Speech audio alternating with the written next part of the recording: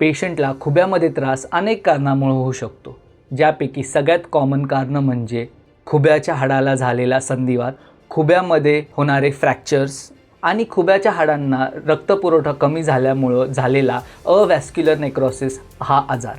खुब्याच्या संधिवातामध्ये पेशंटच्या खुब्याच्या अवतीभोवती नवीन हाडाची रचना सुरू होते, ज्यामुळं हालचाल अडखळते आणि पेशंटचा खुबा दुखायला लागतो। खुब्याचं एव्हियन म्हणजेच अवॅस्क्युलर नेक्रोसिस ऑफ हिप या कंडिशनमध्ये खुब्याला पोहोचणारा रक्तपुरवठा हळूहळू खंडित होतो। खुब्याच्या एव्हियनच्या आजाराचे 4 टप्पे असतात। पहिल्या टप्प्यामध्ये खुब्याचा रक्तपुरवठा हळूहळू कमी व्हायला लागतो।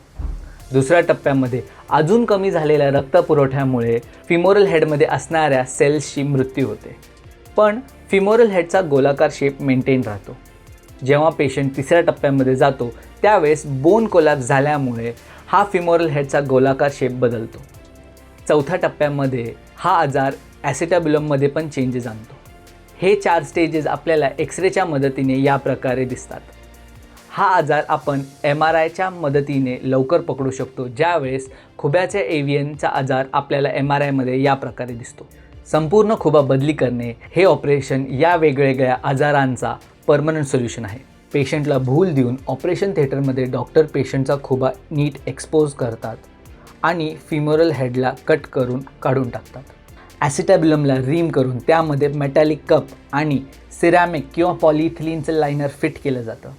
फिमोरल कॅनलला ब्रोच करून त्यामध्ये फिमोरल स्टेम आणि सिरॅमिक हेड फिट केलं जातं। कालांतराने नवीन हाडाच्या रचनेमुळं हे इम्प्लांट्स हाडाबरोबर एकजीव होतात आणि या प्रकारे डॉक्टर तुमच्या खुब्याच्या आजाराचा उपचार संपूर्ण खुबा बदली करणे या माध्यमाने करतात।